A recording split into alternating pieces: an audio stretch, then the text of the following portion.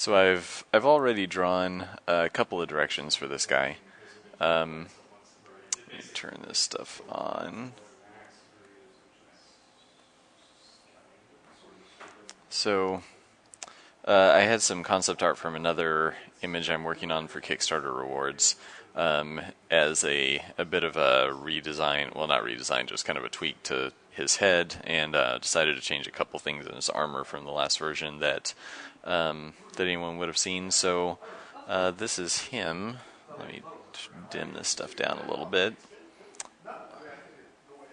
He's only got one, just his right side here with the shoulder pad and arm, because we just mirror that stuff and the leg there. So I'm only gonna paint one of them in any given direction and let the animators take care of the rest. But yeah, so I've got him here. Apparently, I need to merge some of his pieces.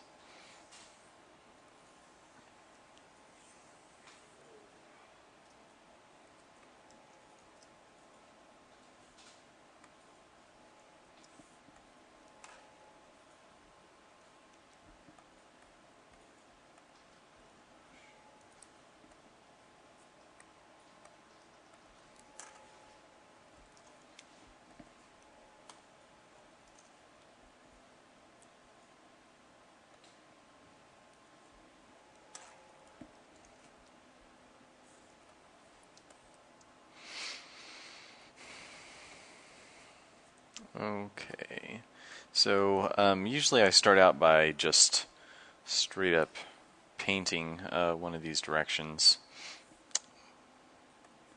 So, painted this guy.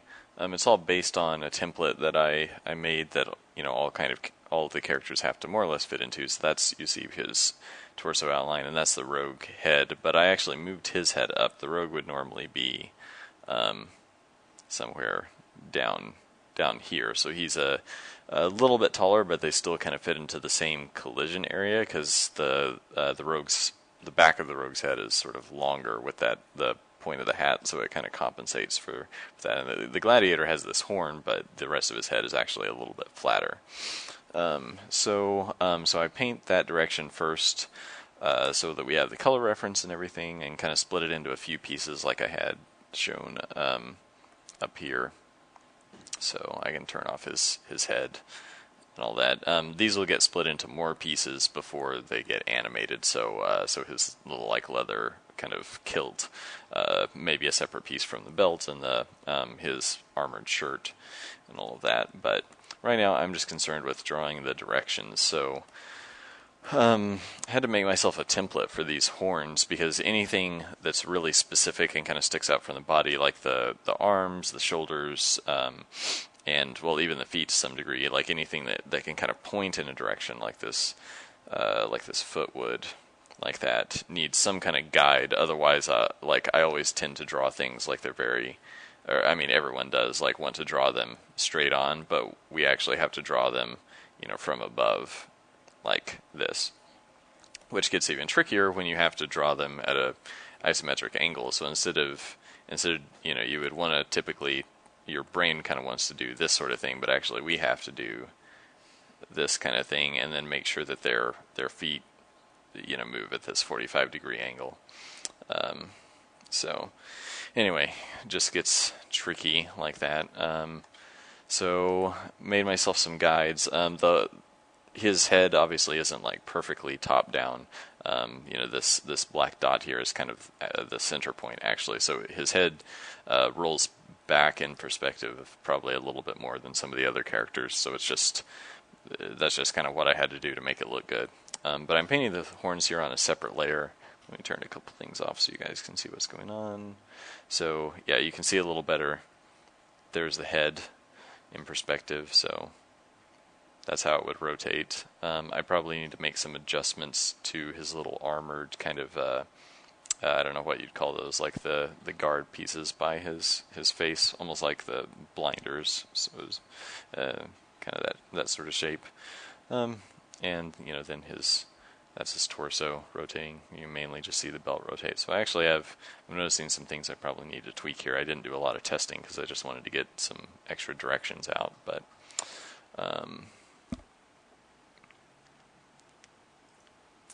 Bull Knight. I like I like that Bull Knight.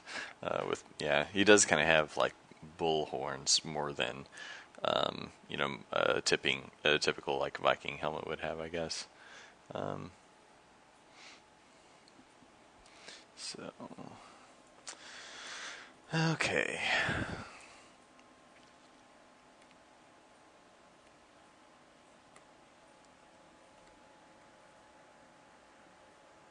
So actually the horn rotation looks pretty good, but I'm not as happy with the belt.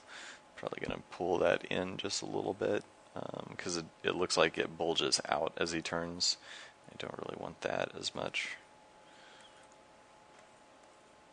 So.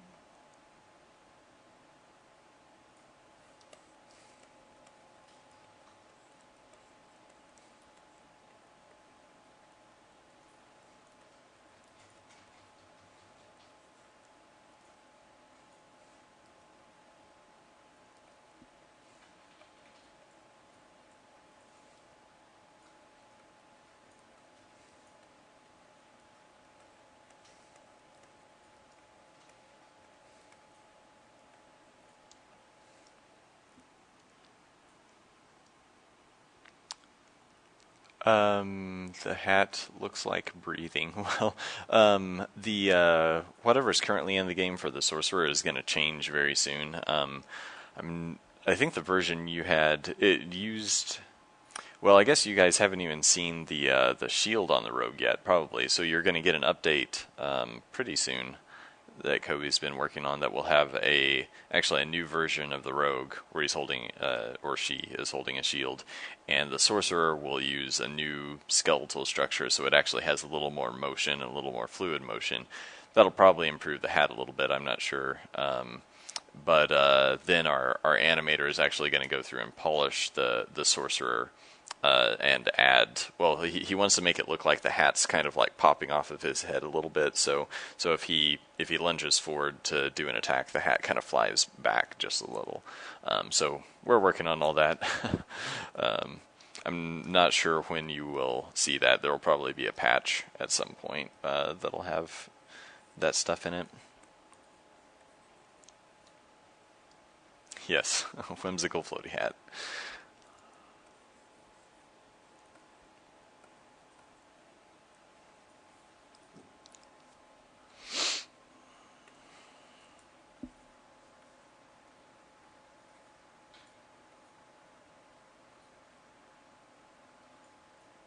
I flip back and forth like this a lot of times just to kind of see if my rotation looks good. I think the top of the head looks pretty good. The bottom, not quite so sure about, but this 45-degree angle is always a pain.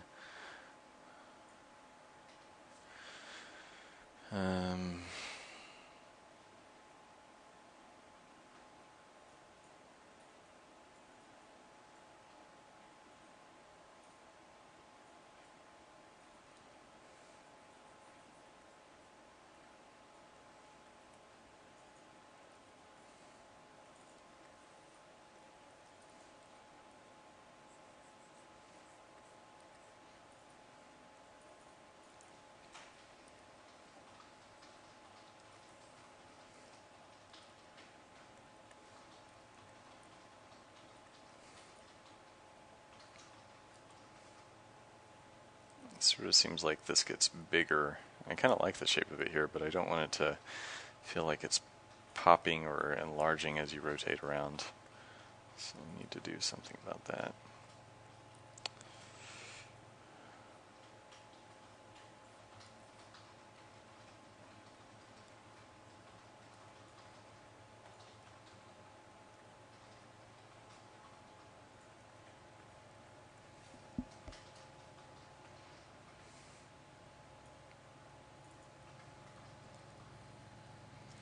It's kind of weird how I almost have to draw it this way, but you suddenly see a lot of the side of his head that wasn't revealed at all before. I'm wondering if I should try to minimize that, but I don't know that there's a way around it.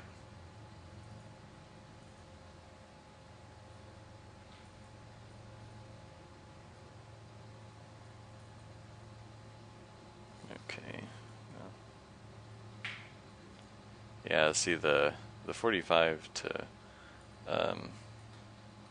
well, to what is actually our 90 degrees, so facing this way, is I think more fluid of a movement than the facing downward towards. Well, our coordinate system is, up is 0 degrees, right is 90 degrees, down 180, and left is 270. So that's how I have these things labeled. I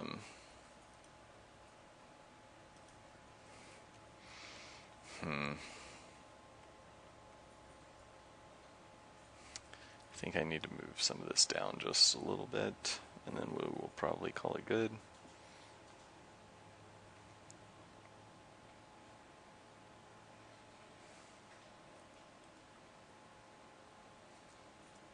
Bad thing is I probably already moved it down once. Need to move it just a little more. I think that's probably better. Some of the rogue template stuff that I usually use doesn't work for every character as well as I would like. So I base this on the how I had originally kind of drawn all the rogue's head angle stuff, and it looks pretty good on the rogue. But yeah, it's just like because his head's a different shape, it doesn't always work out.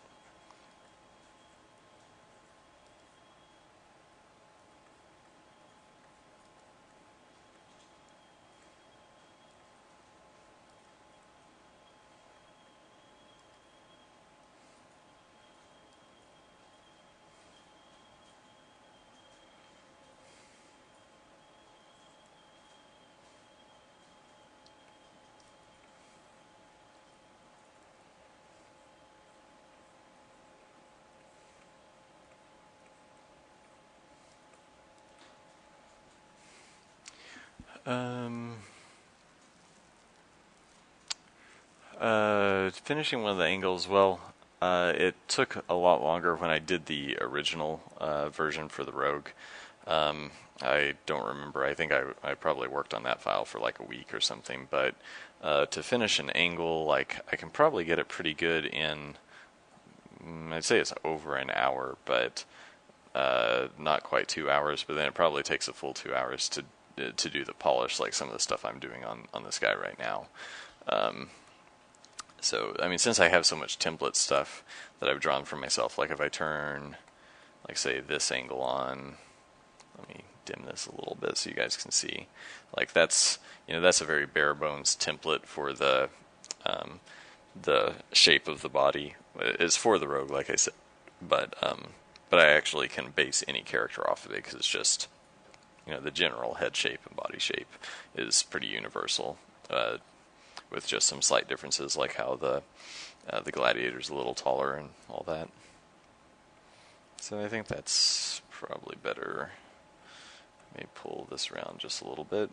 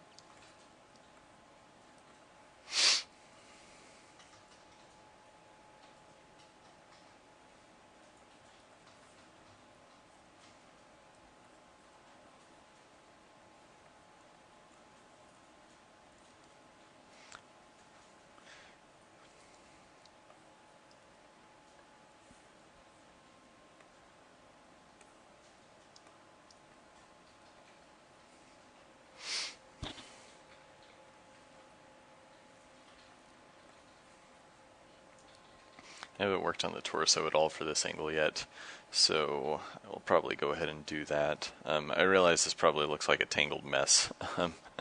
It takes a little getting used to. So.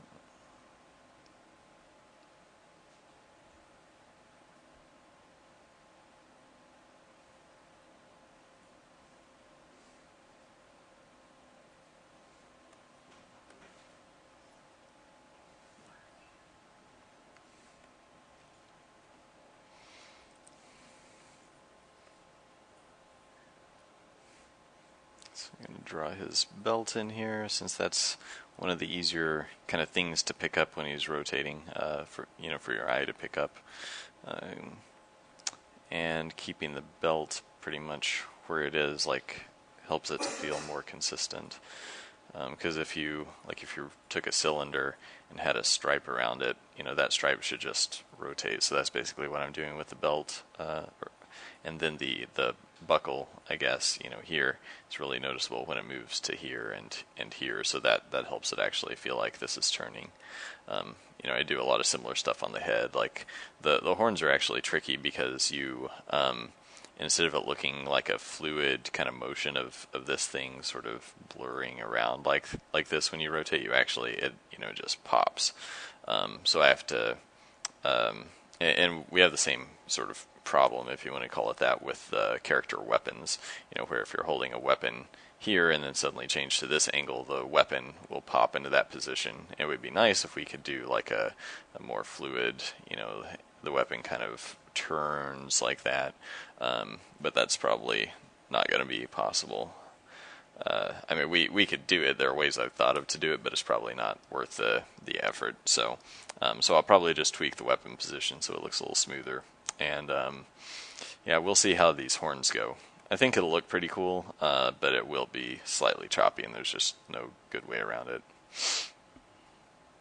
So.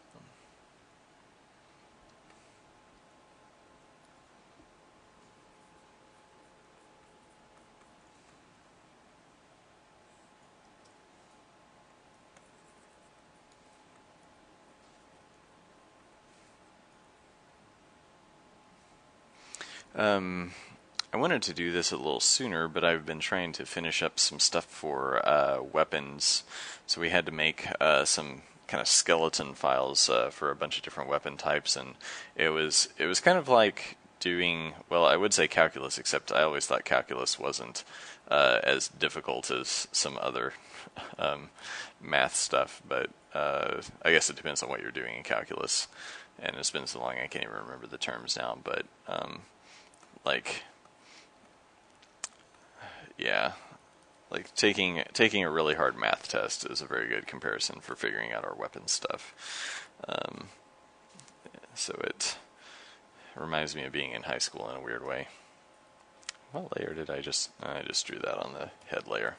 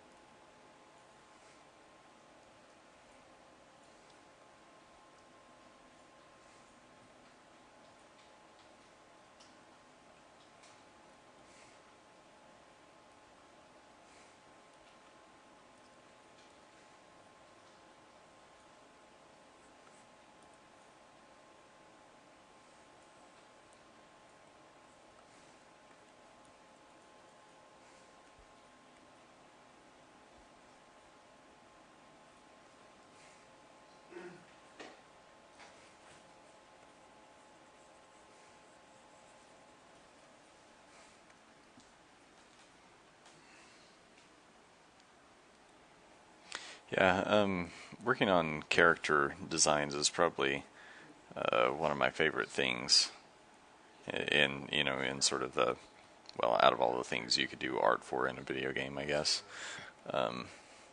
So yeah, I mean, Delvers has been really fun to do in that regard. I mean, we actually the idea sort of started with, I mean, the idea itself was very loose, but I had some of the character ideas almost right at the beginning when, working on some of the rough game concepts.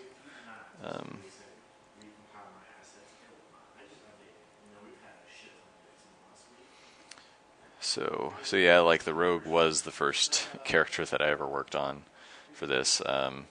Started out just as a kind of generic. Well, it still had the kind of purple cape and the hood. I don't think it had the eye patch right away. I went back and wanted to add some more recognizable or unique elements, so every class didn't just look like, oh, it's a red cloak or it's a green cloak, and that's kind of how everyone started. The Gladiator actually had the horned helmet from the beginning, but it was a little more generic as well. Um,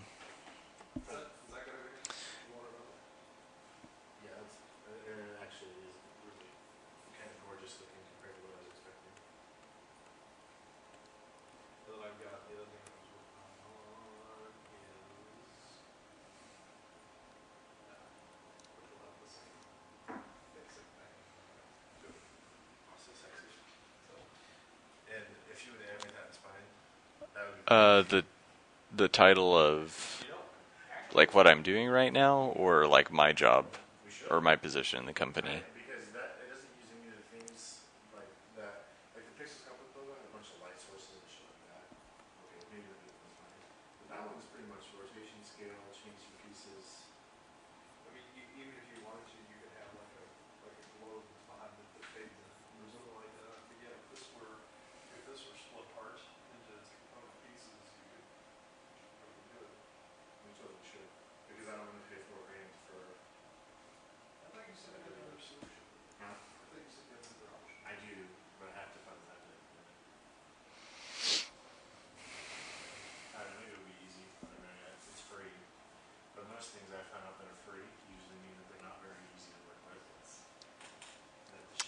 So this is the tricky part, figuring out his armor. I mean, I guess it's not, like once I figure it out, it's not too hard to do, but making the sort of pieces of armor seem to match. So yeah, I've got 3 on each side. Of course, we're probably seeing a little more under the cape now. So, something like that.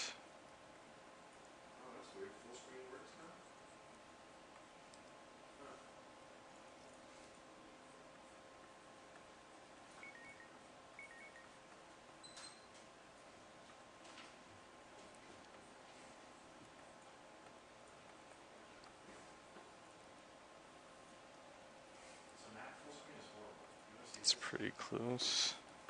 Probably good enough. You won't really notice most of it because the head starts covering it right here anyway. Let's see. The belt looks or the belt buckle rather looks too small though.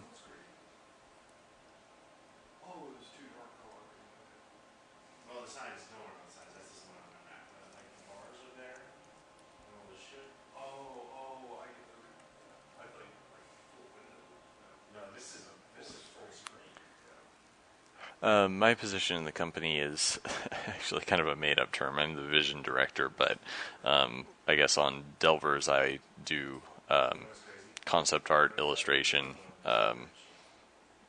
Yeah, I guess I do a lot of things, but probably the best term for it on Delvers would be like art director and illustrator, I suppose. So. And yeah, Doomspeaker, that's actually where everything kind of started, was like I wanted to have a designated color for each class, and the very original versions, like everyone had the exact same cloak, and it was just palette swap. So like the Rogue kind of has this sort of look with the open front cloak and a little belt and hood.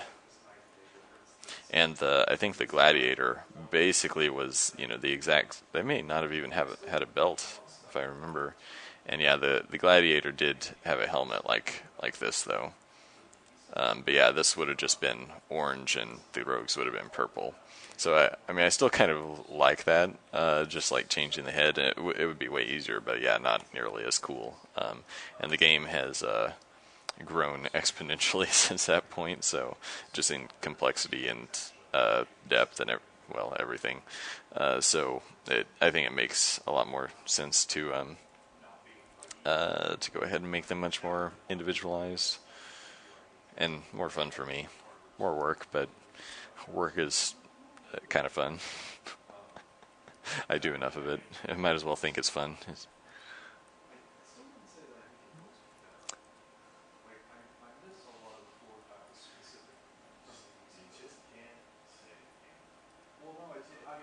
some point I need to figure out how to get Soundflower to work on my computer again, so I can play some music or something on here. I don't know if that's even really legal though, so maybe I shouldn't do that. I usually just listen to Pandora, um, and I'm actually listening to Pandora right now. You just can't hear it.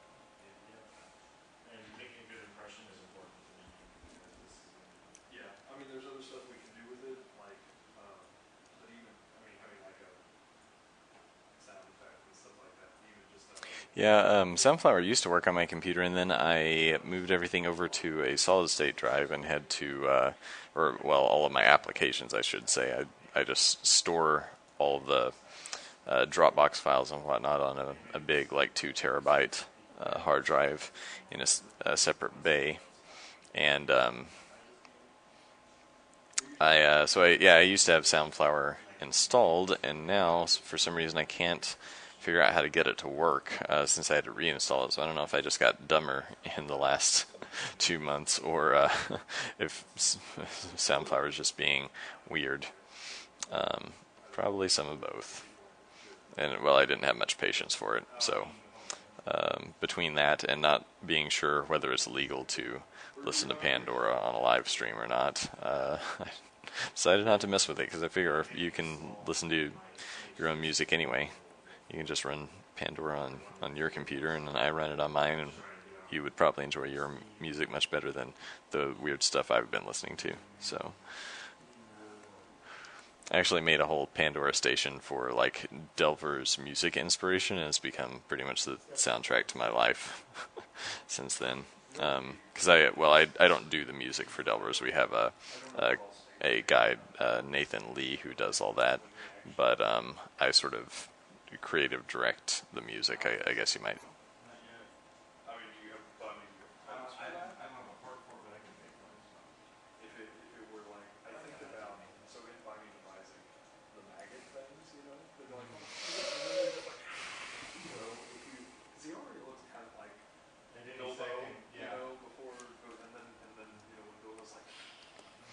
Okay, probably good enough for now on that angle, so we will move to the next one.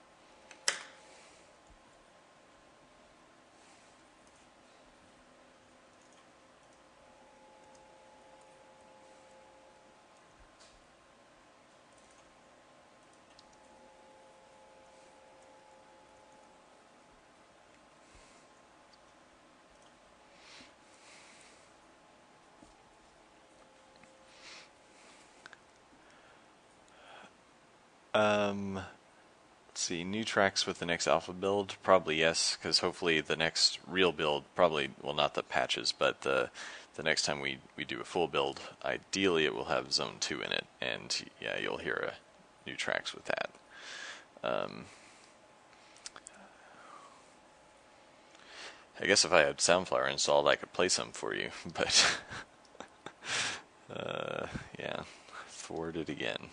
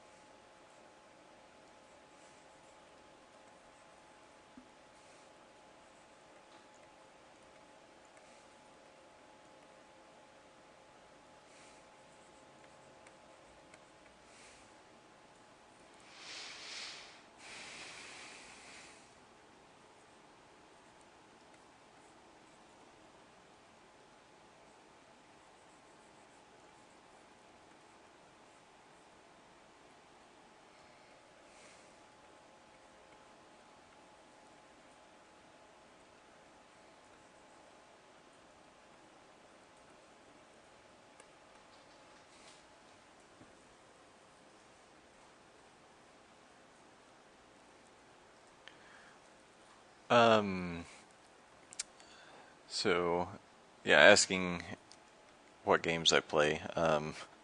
Well, actually, right now, not a lot. I've mostly been trying to find games that I can play with my girlfriend recently. So I kind of got her into Plants vs Zombies a little bit. She was really addicted to this game called Dots on the iPhone, which is a pretty good little puzzle game.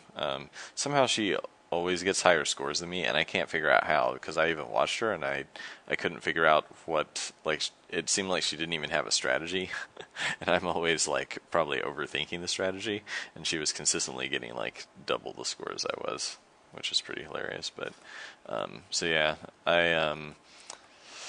let's see. I'm kind of wanting to go back and play some Spelunky. That's been on my mind recently, partly because of the, I guess, spiritual kindredship between, or kinship, I should say, between Delvers and Spelunky. I've just been sort of thinking about some things that game does really, really well, and kind of wanting to go back to Borderlands 2 as well because I never finished that, or well, really even didn't get all that far. I get kind of hung up on weapons collecting, which is, or well, just like finding new weapons and analyzing which one's better. So that's probably the biggest reason you will see that in Delver's Drop. Was never really much of a, well, I never played Diablo back in the day. I've been kind of trying to get around to playing Diablo 3 and really haven't very much. And I know I should because that's also another game that's going to have a lot of, or well, just the Diablo series has a lot of kind of similarities to Delver's Drop being in a sort of the action RPG genre. I mean, whether or not you would want to call one or the other an action RPG. I mean, I guess people now kind of have given Diablo likes the action RPG moniker, but I've never really been happy with that sort of definition because I mean it is real time, but I mean I would actually call it a real time RPG because it's essentially taking what would be sort of a turn based RPG and just putting it into real time. Although Diablo 3 seems to be much more, I guess, action oriented, where like whenever you press a button, things are happening a little more immediately. But so like the line starts blurring. It's like when you click a mouse button, is it is the action occurring right then? Is kind of my distinction. Or I guess the other thing would be, in Diablo, you move the mouse and tell the character to go here. Of course, like with the 360 version coming out, that's not going to be the case. So I'm kind of interested in seeing how it works on 360. I haven't messed around with any Xbox controller stuff for it. I don't know if that's even available on PC. I didn't look into it. Sorry, I haven't been reading any of these comments. Borderlands 2 class, I was playing the assassin, of course. I played the sniper in Borderlands 1, well, and then went back through and replayed it as Lilith, which was pretty fun too, just to try something different. But yeah, only assassin so far. Skip Diablo 3 and just pick up 2. I think I tried running 2 and I I wanted to play it. I think I had some problems. Textures weren't loading up correctly. Well, it's always just a pain on the Mac, basically. Like even though there's a Mac version, it just like couldn't get it to work right. And it was also kind of ugly. Like it's hard for me to get into that. Well, it's sort of like pre-rendered, I guess, is what most of the characters would be in Diablo 1 and 2. So it's right in between 2D graphics and 3D. Like it's still 2D sprites, but they're pre-rendered in 3D and they look kind of meh.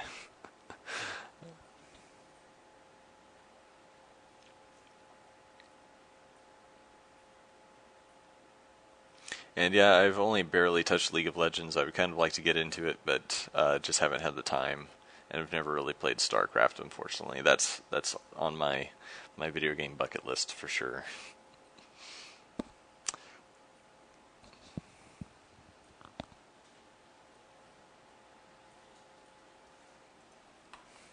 Um, trying to remember if I've played anything else recently.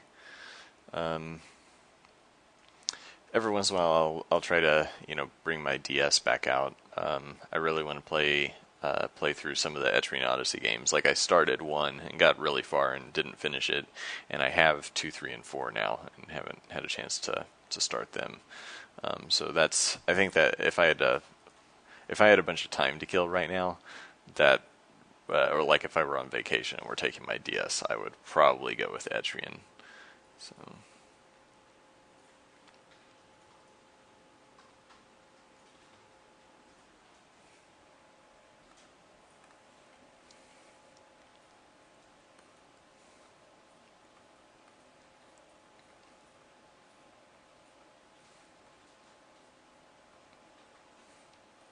Oh, Children of Mana!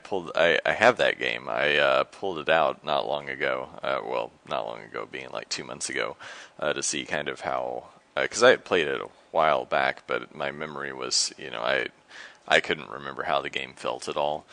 Played it for a while and thought it was pretty bad.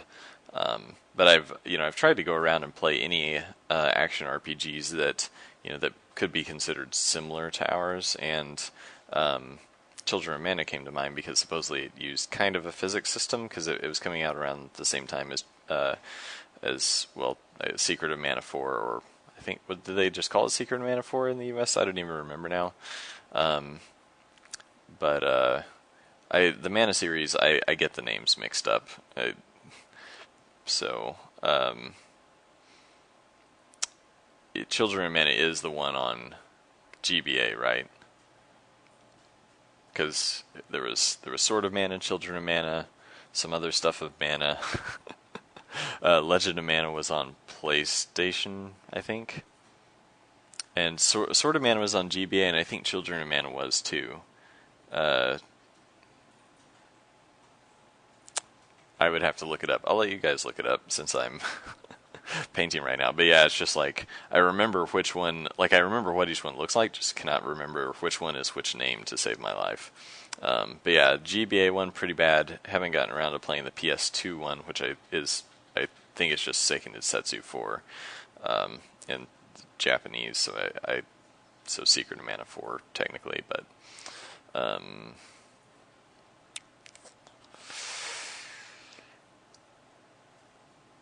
to get this freaking horn right. It's probably good enough. They look kind of weird, like a little lopsided.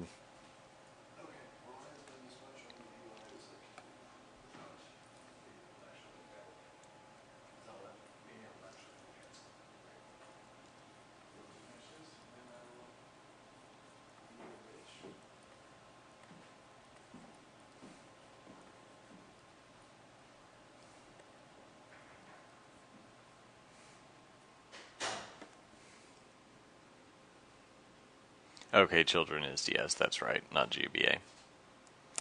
Yeah, that's the one I'm talking about. So it did kind of have a physics system, sort of, kind of. I mean, it's all like fake, console action RPG physics. So you would knock enemies into each other, I guess is what I mean. That was the one kind of interesting thing about it, but it didn't work very well. I mean, but the one thing I would maybe take from it, and I didn't really think about it until just now, since you brought it up, is that what would be kind of cool to do is when we knock enemies to each other in Delvers, they're probably not going to take damage, but actually have them stun each other just for a half second or something like that. So yeah, if you get hit with if an enemy hits another enemy with enough collision force, or if anything hits them for that matter, if it's not enough force for them to take damage, they could just get knocked back a little bit and be stunned for a split second, which would give you a slight advantage in combat.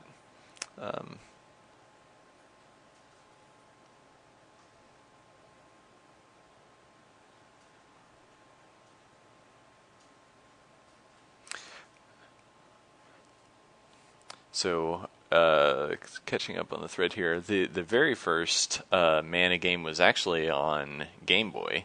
It was called Final Fantasy Legend in the US, but it was Seiken Densetsu 1 in Japan, and I really, really like that game. Haven't gone back to play it in forever, but I found a copy Probably started playing it when I was like a freshman in college, so like 10 years ago. Still have it, but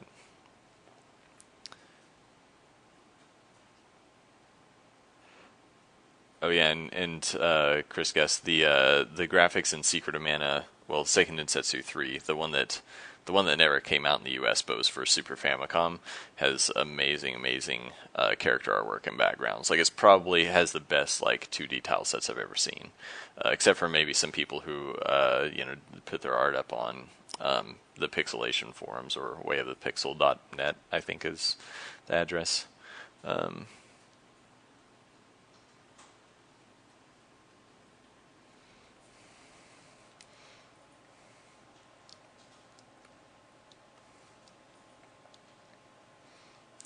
And then there was also that, not that it's really relevant, but there was a some kind of Mana RTS on the DS as well, and I forget which one that was now too.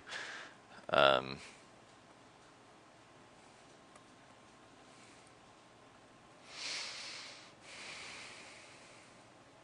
RTS of Mana.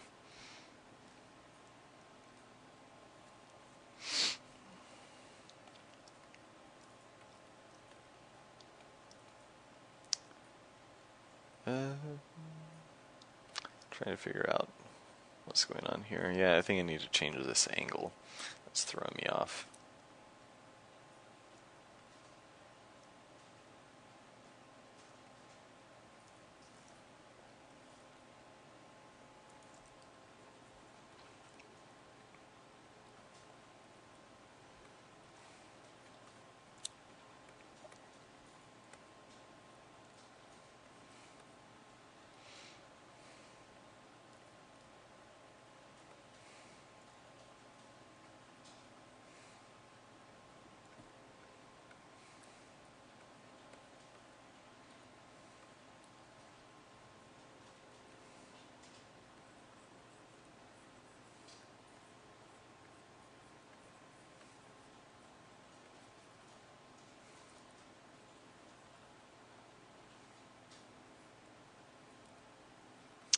The directions get way easier when the character faces up because I don't have to mess with the face anymore, and also it's mostly just cape in the back, so it kind of speeds up when I get around to the upright, up facing, up left, and then slows down again once I get to the other angles. But well, fortunately, once it's mirrored, or I can mirror it facing left, and then just tweak the details that are asymmetrical. So that's yeah, really just like the first kind of like facing down right, and to the right are the hardest. So the hard part's actually over at this point. Doesn't necessarily mean it'll be a quick process, but less less kind of intense. Let's try to get things all to match up. But then I'll probably realize some things that I need to go back and fix on the other angles as I keep working. It's usually how it goes.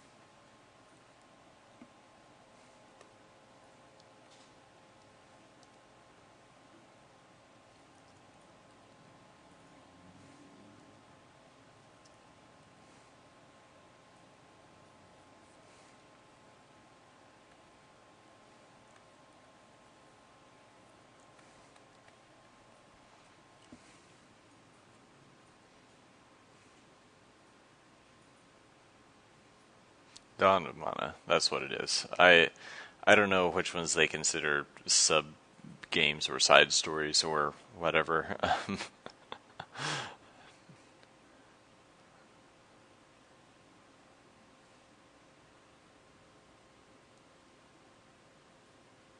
Oh, yeah, sorry about announcing it kind of right as I was doing it. I wasn't actually sure when I was going to do it. I mean, these kind of painting sessions is just like whenever I get to a point where I'm doing something interesting, I'm just going to do a stream. I'll probably try to do something that have a little more um, uh, lead time in terms of the announcement, but you can always go back and watch them later too. So, uh, yeah, basically, I need to be streaming some, and then it's hard to coordinate all the stuff I have to do and also plan that. So some of these are going to be spur of the moment, but we'll do some more official live streams with where we announce the time like days ahead of time and everything. And I'll try to be a little more proactive about that as well with mine.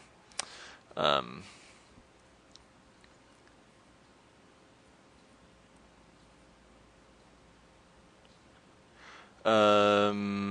let's see. The Photoshop action to change color. I actually haven't gotten that done yet. I talked about it a bunch on the last live stream, and then have been doing a bunch of other things and haven't gotten back to that. So we have someone coloring some weapons, but I haven't created the action that will make all the color variants yet. So they're just doing base colors, and there have been some things with weapon randomization that I actually was talking to Kobe, and we simplified just a little bit. So some of the things I told you last time, like we're still going to have quality on weapons, but I think we're not going to sort of display the random quality visually because it's just going to be way too much to paint. And in the game, it would be hard to see whether this sword is a little dented versus sharp edged.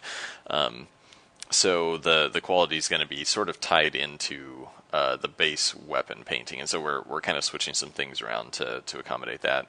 And if I start doing any more real weapons, I'll do another live stream about it. But so yeah, different colored shields. Not sure. I mean, we could actually do it like the shield stuff right now. It would be really easy to change the shield sprite that you're holding. But I don't know that I want to complicate the game with a sort of an equipment slot to put shields into. We talked about doing that on and off. I can't remember what we last said about it. It's been one of those things that's kind of like on the shelf and may end up on the cutting room floor. I mean, it would be, I think, pretty cool to have like a flame shield or something like that. But it's one more kind of complication in something that is already a very complicated system. So I guess all that to say, it's been under consideration, but probably not going to happen anytime soon, or maybe at all. But we may have different shields on a per character basis, just for the visual look of it. One of our animators, Kurt, was actually suggesting having the sorcerer kind of hold a magic orb that shields him. So we may do that. That would just be one per character, and the player doesn't have to do anything to equip the different shield. It's just like a visual change, not really a mechanical one. So that's something that we're considering.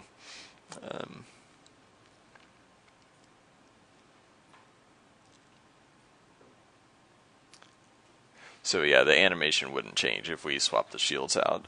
They actually just kind of like clip onto the hand and spine, I guess.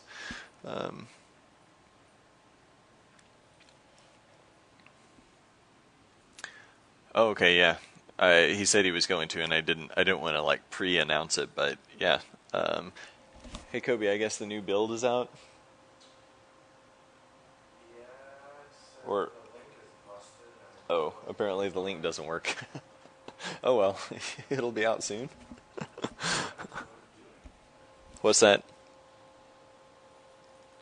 What'd you say, Kobe?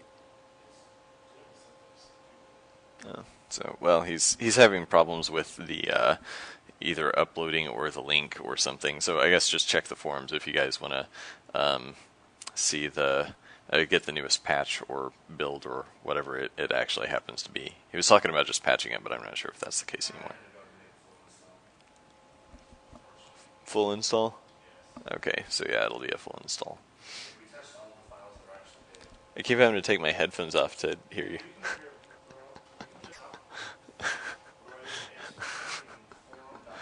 Retina, I'm not sure. You guys should probably just ask Kobe because I'm not sure what all bugs he's been working on. We talked about some camera stuff and this and that, but I'm not really sure what he was fixing last. I know that the rogue with the shield is in, and well, the sorcerer has the shield as well. It doesn't actually do anything; it's just visual right now. But the idea is that when you go into your charge state, right now you pull the shield up in front of you, and it'll actually defend you. Like you'll be impervious to most attacks if your shield is up and you're charging. So that'll actually add a decent bit more, I guess, complexity and strategy to combat. I'm constantly thinking about like how will this work in 4-player, and basically the upside of going into charge mode is obviously that you've got your weapon at the ready, so it'll release faster when you release the button.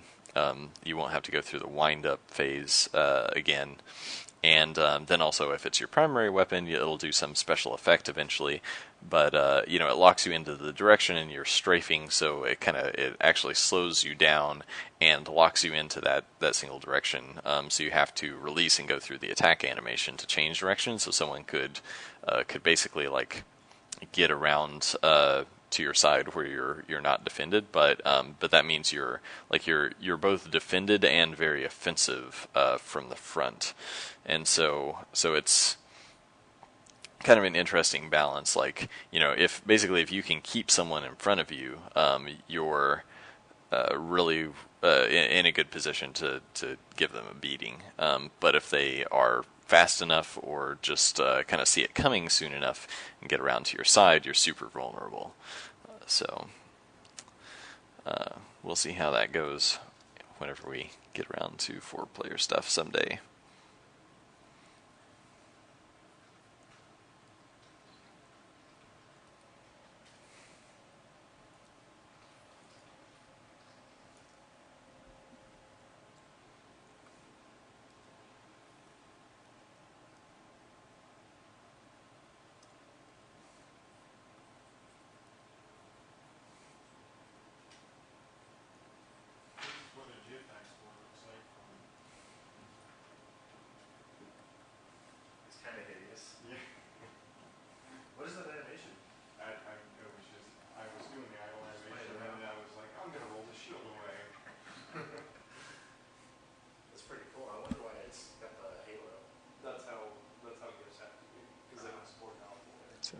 Sorry, I was just peeking over my shoulder. Nathan, one of our animators, is working on an animation for the second level goblin. They're actually taller and have little stubby Tyrannosaurus arms and carry a shield around.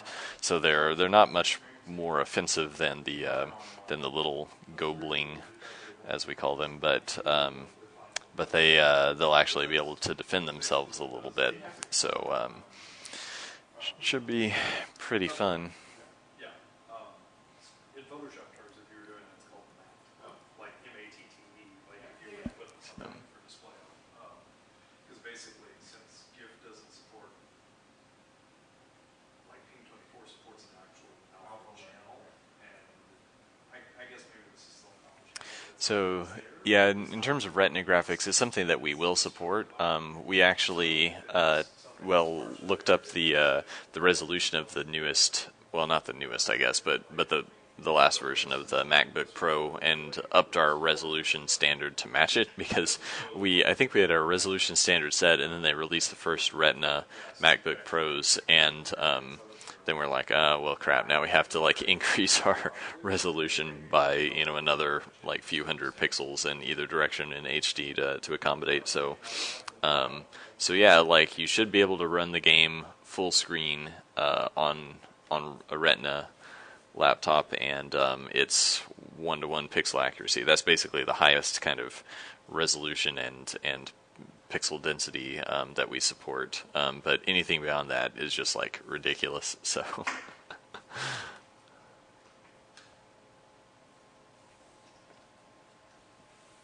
Oh yeah, the new goblins are. I guess you guys are just seeing it now in the build. Yeah, the animation is super fun. I really like it. And Nathan says hooray because he worked on it. It was basically between the original alpha build and some stuff that went into the game yesterday, like the new goblins, some better AI for several enemies, and the adding the shield to the rogue, and probably a decent number of other tweaks that I either am not aware of or have forgotten. The game suddenly feels much more like a real game. Like it was definitely pretty rough around the edges, and it still is. But there are some things that are like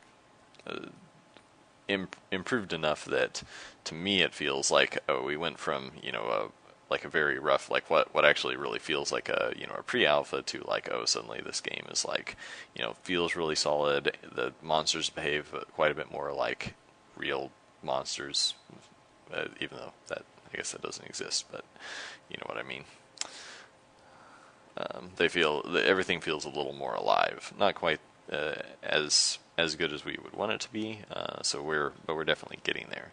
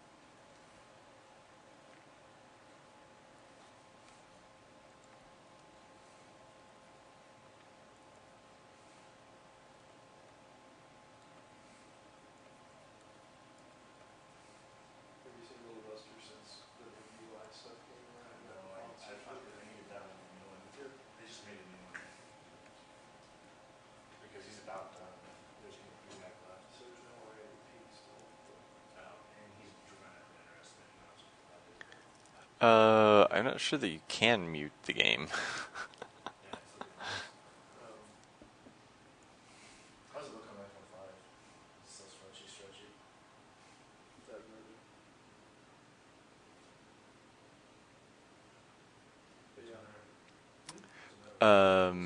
Yeah, Frosty Gunman, 1 sec. Yeah, so to kind of recap what we're doing here.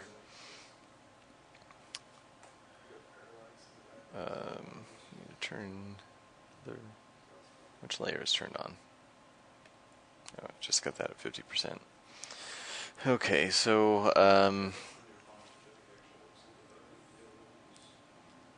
yeah, this is the colored gladiator. I've got him split into, well, this version isn't split into a few parts, but this one is.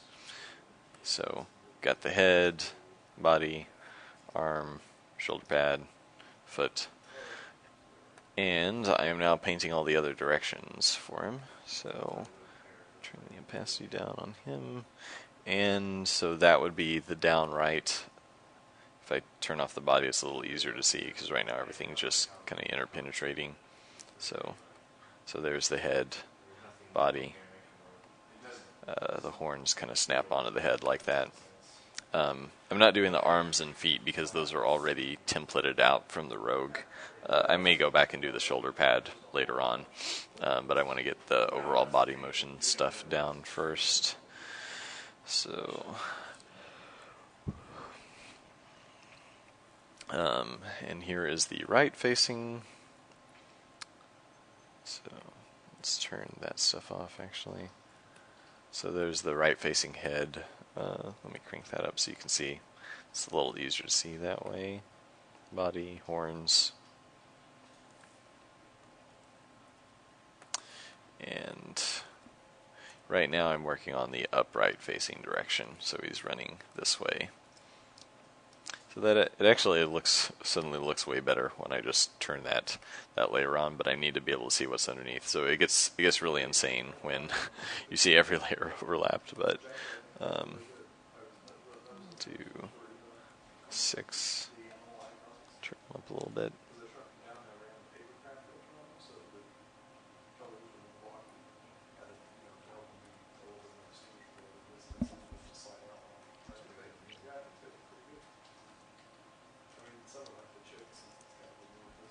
save because I have gone a while without doing that. So did that pretty much cover everything for us again, man? Did you have any questions or anything?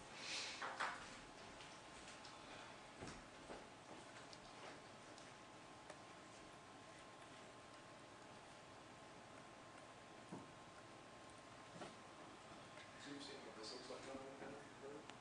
An iPad? Yeah, but it's a lot better. Is that Gladiator sketches? Yeah, he's live streaming.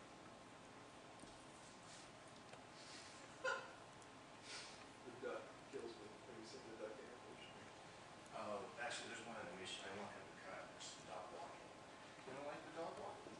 Uh, It just because he cuddles. He's like, so watch him move and he's just like, see, because he kind of, I mean, he's rocking, but it's funny when he moves. Oh, come on, bird.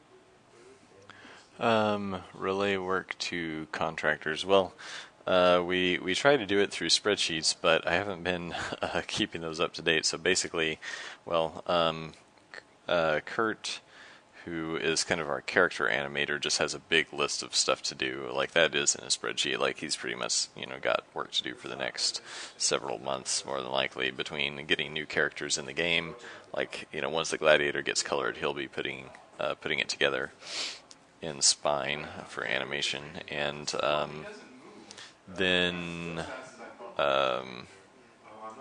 Nathan, our other animator, like he does some level design work as well, and then I'll have him work on weapons. Basically just go over and talk to him, and then we've got a few other contractors who do painting, and I will just tell them. Well, basically they're hooked into our Dropbox, and I'll say, hey, there's a new drawing to color. Here's the location. Maybe give them a list if I've got a few things ready, and give them whatever instructions. And so I mean, basically I just kind of like hold it together with. By just keeping track of stuff in my head, I guess, which not the best way to do it, but that's it's hard for me to get all the work done I have to in a day, and also like keep spreadsheets updated. So I just mostly email people or talk to them if they're in office.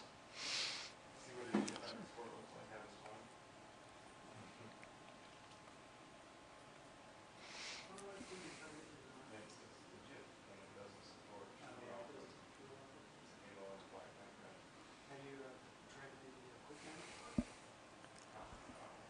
It'll do a QuickTime video too, and it will do the transparency. yeah. It's nice to be able to see that.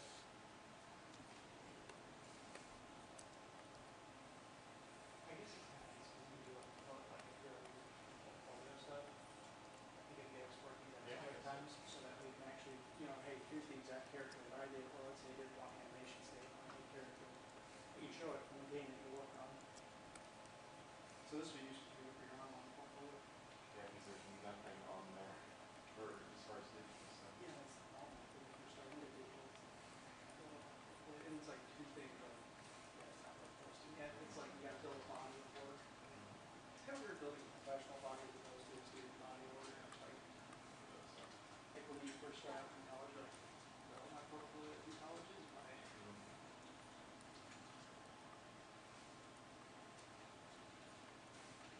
Now, what is that for? Like the ship and all? It was originally just an idle animation and switching there, like, and then wiggling his like seconds like sticky. And I was like, this needs it. And it was really easy for me to just roll the shield away. So it's like, well, yeah. It took a couple minutes. It would be kind of cool. Like actually have them walk up and pick it up. Yeah, that would a waste of time. There was more time invested in. Yeah, that's for post beta. Yeah. Like, Well, we're not going.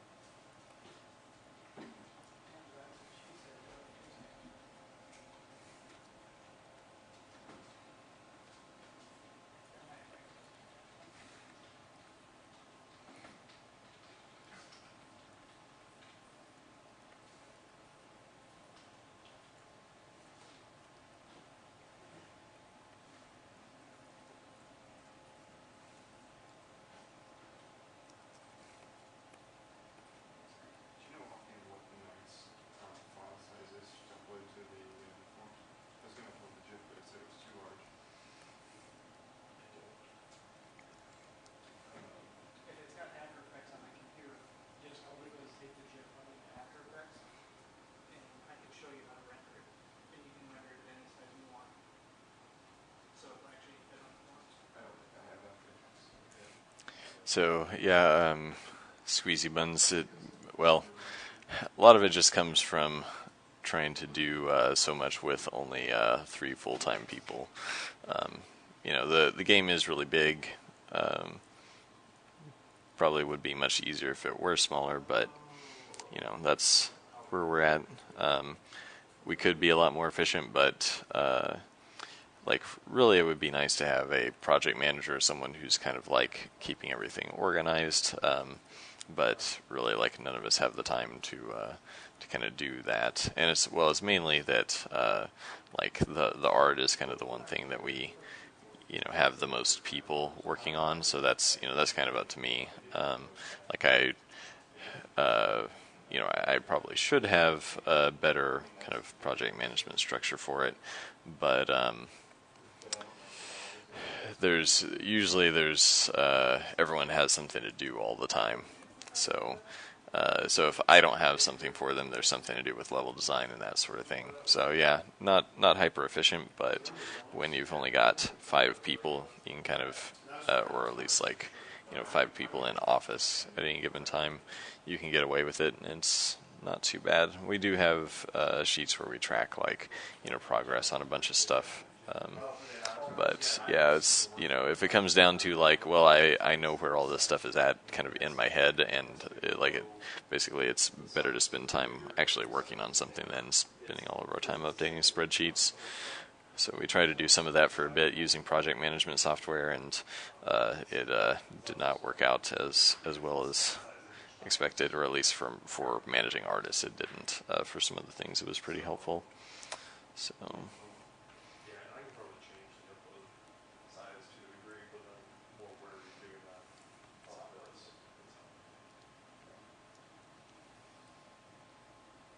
We have 657 things on Dropbox. There, what? Where's my? Oh, yeah, no, that's my phone. Mostly garbage. I'm old. Oh, yeah. I guess I'm way too anal because I keep mine at 0. I delete things that I don't want, or or yeah, no, I don't pay that much attention. I just wait until I see something that I know is D&D. Yeah, that's basically the only emails that I read.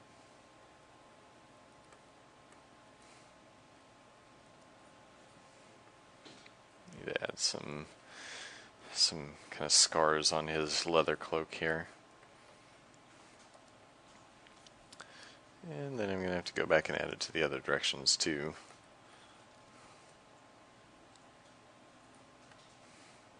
And I can't see what I'm doing. Let's see.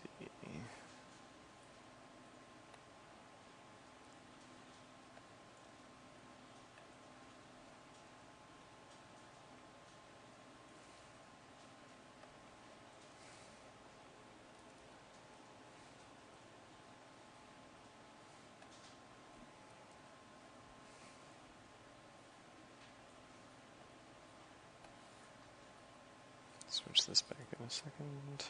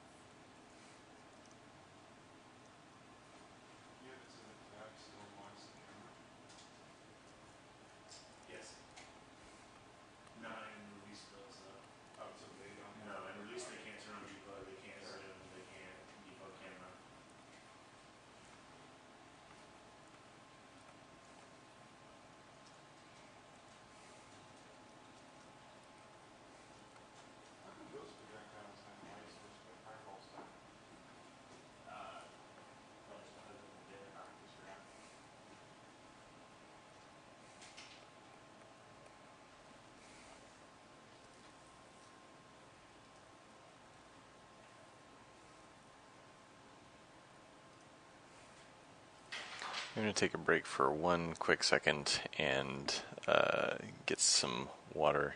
Use the restroom. How long does it take to fully draw a character in all directions? So, probably, I think what I was saying earlier, it probably takes around, well, could be up to 2 hours per direction. This is going a decent bit quicker now that I've kind of hit my stride, and then I can do some mirroring and like just touch things up for the asymmetry. So I could probably get one done in like 8 to 12 hours total, I would think. As long as I have some of the initial drawing done, which all the characters have like their front-facing direction done at this point. So yeah, we could model them in 3D. Like I think if we were to do this all over again, we probably would have tried to just do the game in 3D. But I'm actually like I know how 3D software works, but I don't have enough experience that I could just sit down and make a game. I've always been a 2D guy, so yeah, I mean it would probably be less work in some ways to do 3D models for several aspects of the game, but all like our engine is 2D. Like we tend to kind of like 2D better, or at least like Kobe and I do. Really just like 2D games in general, and I like to paint, and so yeah, the game's a little maybe overcomplicated to be really doing in 2D, but it's we will be able to say that we're the only ones who have done something just like this, or at least as far as I know. I guess one comparison is like we really like the way Vanillaware's graphics look, and are trying to kind of make our animations and systems somewhat like that. Our style is not the same at all, but like that's when we started the company, we were kind of like looking at Vanillaware stuff, saying that's where we wanted to be, in the next like 5 or so years, and so we're doing some similar things with Delvers, using Spine, the animation software by Esoteric, but yeah, I guess Vanillaware does almost all kind of 2D side-scrolling games, and you can get a bit more out of animation systems like Spine that way. We're doing a top-down game, like you don't get quite as much benefit, but on something like the Goblins, you do get quite a bit. You can show way more motion when something is viewed from the side, and it's like walking, they move up and down and that sort of thing. Where here, we move them up and down a little, but because you're kind of close to a top-down view, we can't exaggerate as much. But anyway. So, break time for me. Be back in like a minute.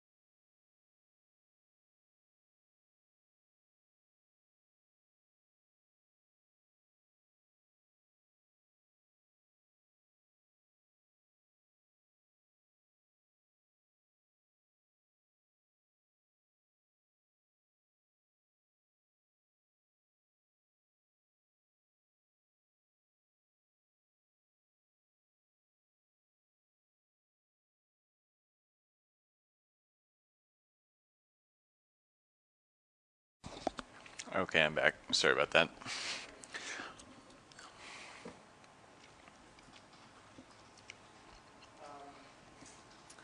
I'll take a look at, are you guys, I guess, Looks like we have a newcomer.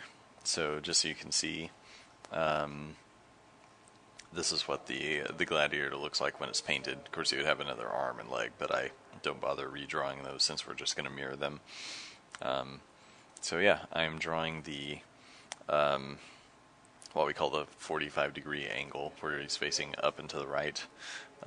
So that's what it looks like a little more cleanly. We've got the head, sort of the back angle of the helmet, and torso. So that's what I'm just wrapping up now. Basically done, actually. So might as well move on to 0. Just realized I probably shouldn't be chewing gum while I'm on the live stream, because you guys can probably hear me chewing. So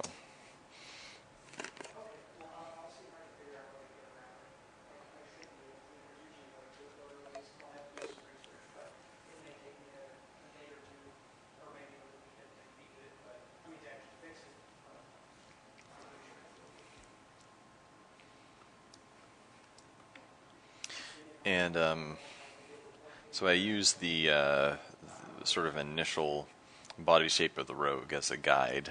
Move the head up a little bit since the gladiator's supposed to look a little bit taller, and go from there. So now we're painting the up-facing direction.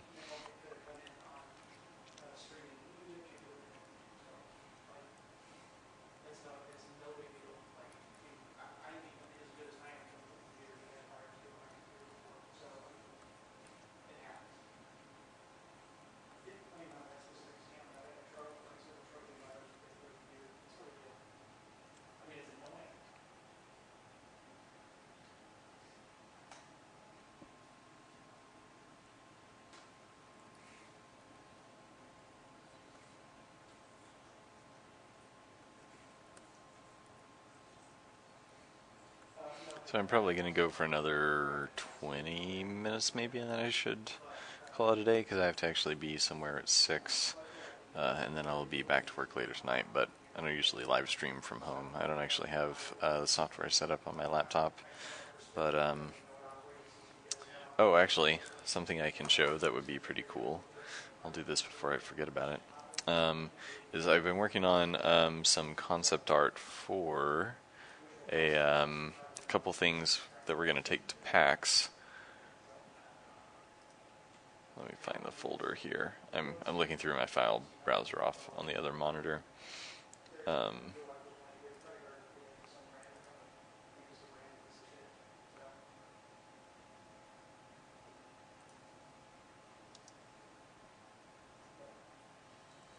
Okay, so this is an image I'm working on for a like a little booklet type thing that we're going to print to promote the game.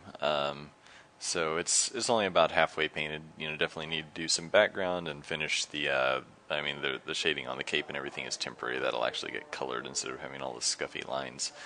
And this was an older version of the Rogue. We don't have the little, like, the patch of stripy fabric there anymore, but otherwise it's the final version that's in the game. So yeah, just have been working on that in the evenings quite a bit. And oh yeah, the bard ended up being female at some point. I went through and looked at all the classes we had and wanted to do a fairly even distribution of male and female. So yeah, the bard, assassin, and rogue are all actually female. I'm not sure what I decided on the Harlequin. You can't tell one way or the other, so. Monsters in the background. We'll see if that would be fun. Hopefully I can get around to it. Maybe I can do them pretty simply as just like a single color, kind of like you just see the highlights reflecting on them. But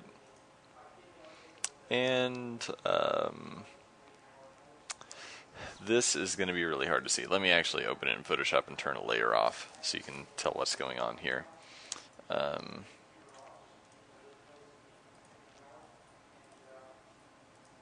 Okay, so that's a little easier to see.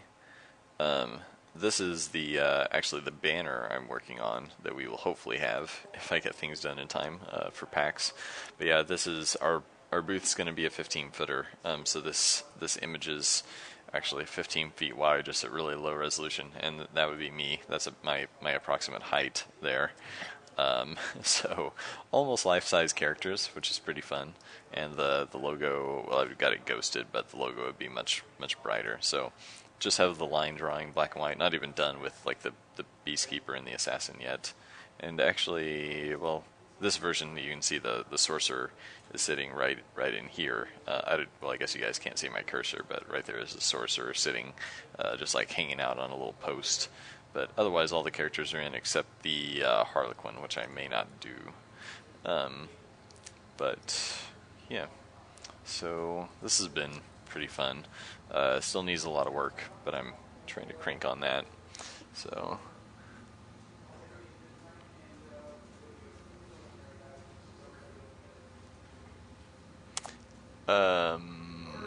No Undelver anywhere yet. So, and yes, these will end up being wallpapers at some point. Hopefully sooner rather than later. I have someone helping out, kind of work on the help on the wallpaper stuff. That's one of the Kickstarter rewards for. I think it goes with the just $15 tier and up. So, and actually, I should probably just mirror this angle.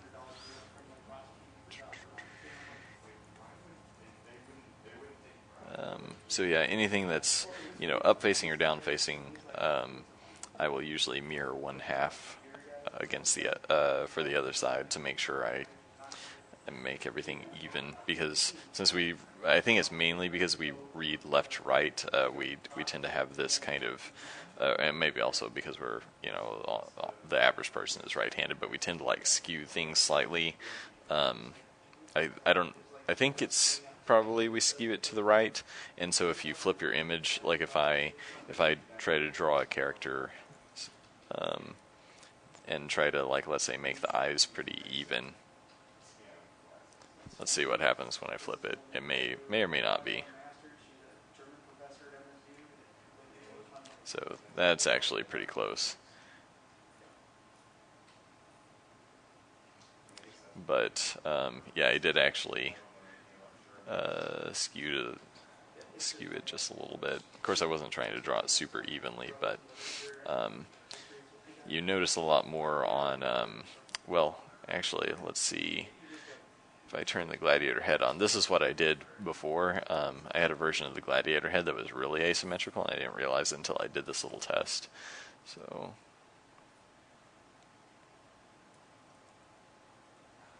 So you can see the eyes actually line up with each other in the two versions, but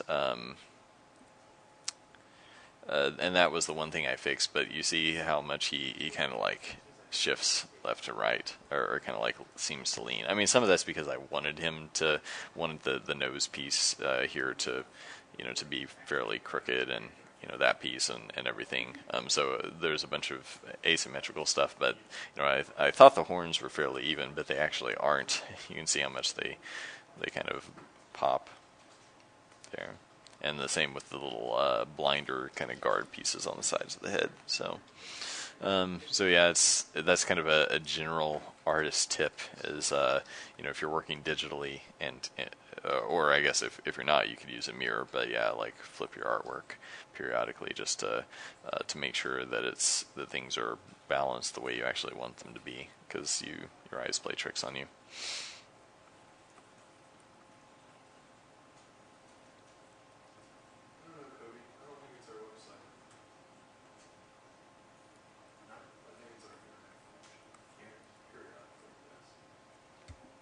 Well, it's 5 o'clock right now. Like, a lot of people are coming home around here, and it causes huge lag on this guy. I mean, well, I live like right on the street, so this time of day, everything goes screeching.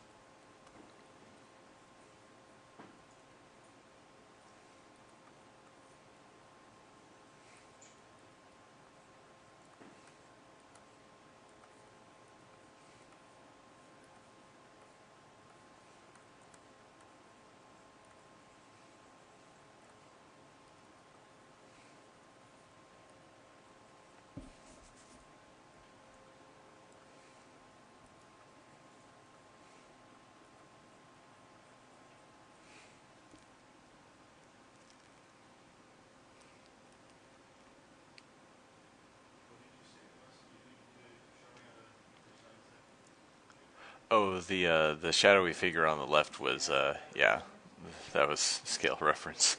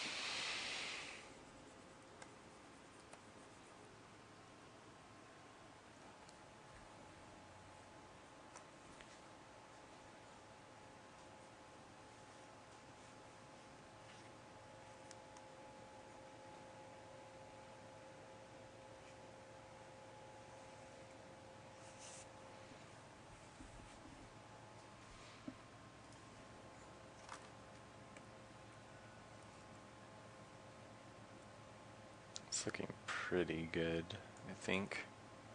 So let me flip the relevant sections around.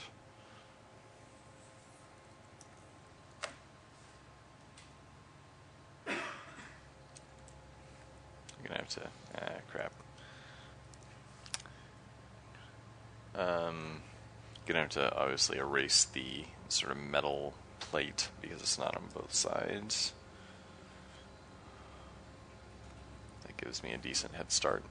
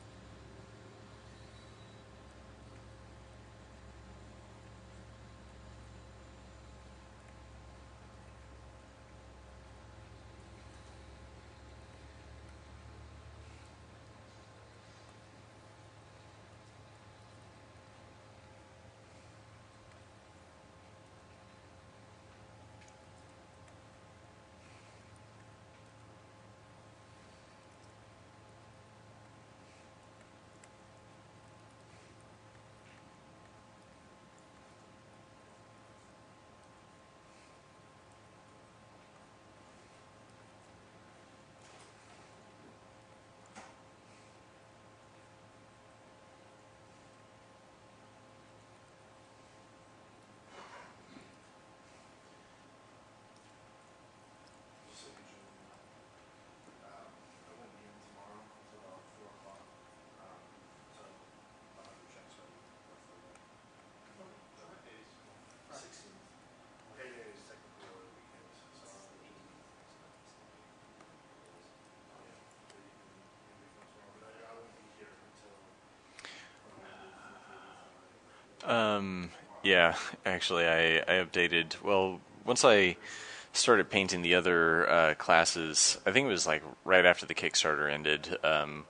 We started doing the all the other classes for people to vote on and everything, and those basically like I've been doing this style so much that I started adding a little more detail without realizing I was doing it in some cases, but just everything, it just feels much more polished now. I mean, it's the kind of thing that, that comic artists talk about, like the more you're drawing the same character or whatever, the more kind of refined it becomes, like the more it kind of becomes what it should be over time.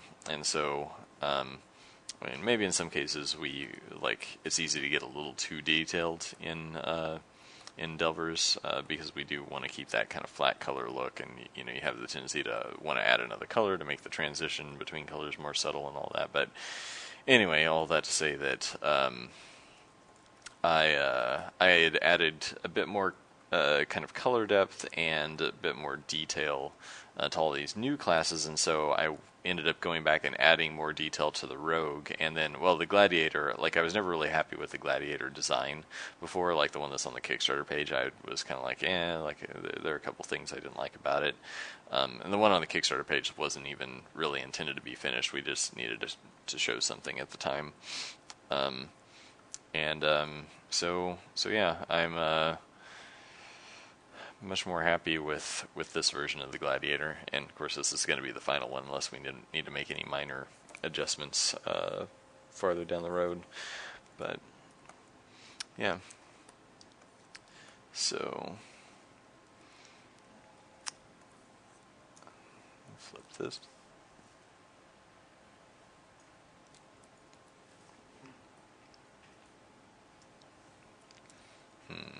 That may not work as well as I had thought. The you notice like this horn is supposed to move around to be. Oops. This horn is supposed to move. Why? What am I selected? Why is this not working? There we go. Okay, this one right here is supposed to move to be this one. That's a really big gap to cover, so I may have to go back in to the previous horn here and adjust its position a little bit.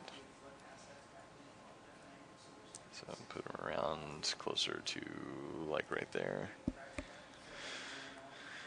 So yeah, that's a much more even jump, but I probably also want to just squeeze these in a little more.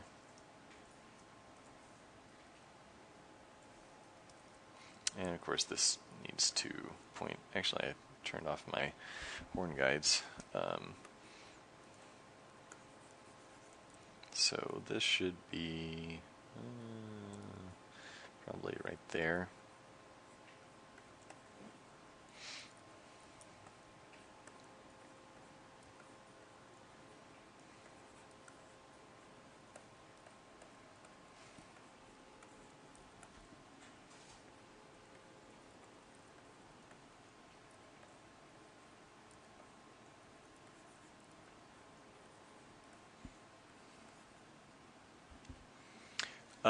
Gamescom, no. We'd like to maybe eventually go, but yeah, Germany is a little expensive for us right now. Probably would not be a wise investment of your Kickstarter contributions to fly ourselves to Germany. We're actually driving to PAX, partly to save money, partly because we have a bunch of stuff to lug around, and partly because, I don't know, road trip is kind of an adventure. Not sure if it's an adventure we want, but it's an adventure we will have, I suppose, about 2 weeks.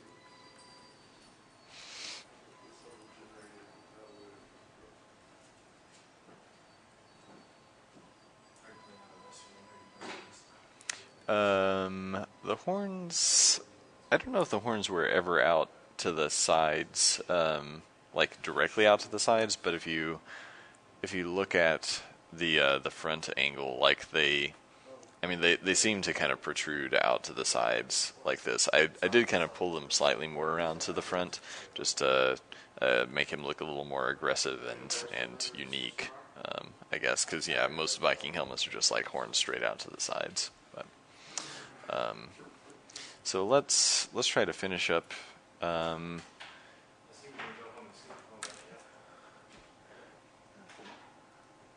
Finish up one of these horns here, this one in back.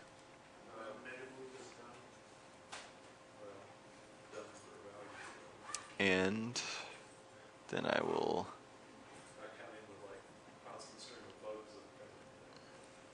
I'll do a little rotation animation of sorts so we can see how this looks.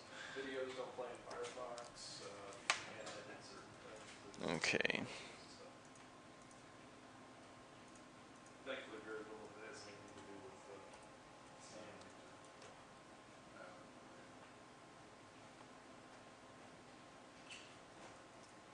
That was not a good idea.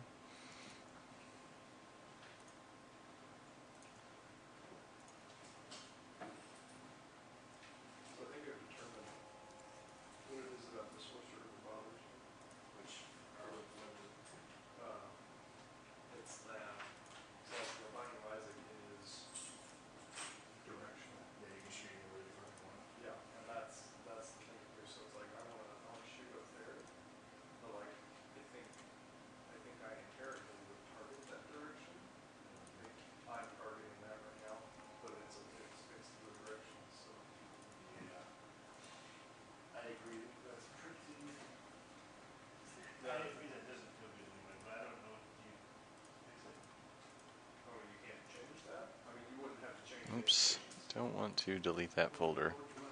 Well, Well, it fires like a tank, so you can move in the direction. Well, 26 years now.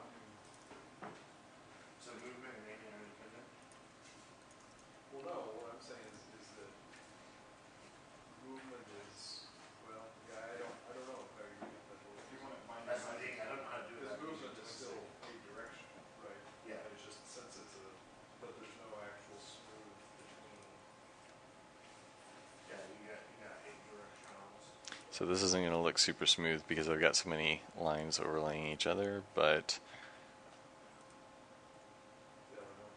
actually I need to pause it I don't a know. little bit here. They seem to have discovered that the sorcerer, because of the way it's moving. So you can see the animation is a little more fluid than I thought it would be. Kind of hard to see what's going on because of all the overlays. The head does seem to corkscrew upward a little bit. You can kind of tell from the front facing to the back facing. It seemed, if you look at the bottom edge of the helmet, it seems to raise up a little bit. I think part of that's just because of the horns too. Like the horns seem to like pull it optically forward, but I may have to compensate for that and pull the head down slightly when you're facing up.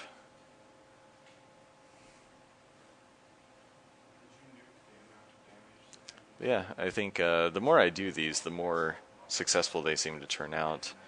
I don't know if it's just practice or like, you know, once I've done a couple with the same kind of guides, it's yeah, you think of more, not necessarily tricks, but just like you know what to look out for, and I'm kind of paying attention to the guides to like rotate things in my head in 3D, but One thing you might be able to do is, and this is a tool to fix it, is basically, say you're facing that direction, whenever you fire a projectile in that direction, I look to see if there are what enemies are within like a certain amount of that, ring or whatever, and gently nudge, gentle that way.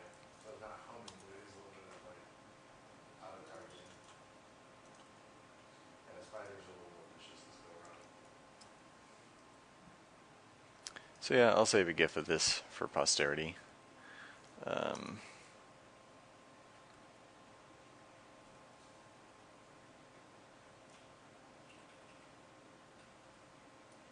I'm really excited. We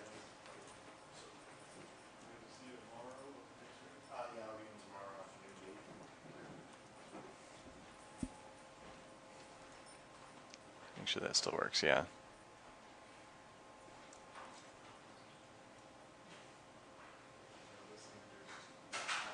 Actually, I don't know if you can save an animated GIF in that Photoshop dialog box. Never tried. So, I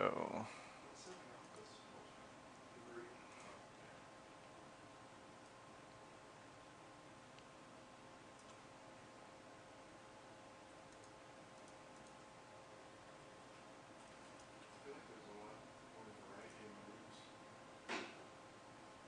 Which is interesting because I didn't yeah, really have a lot. it's pretty decent looking. These work out. Hit it.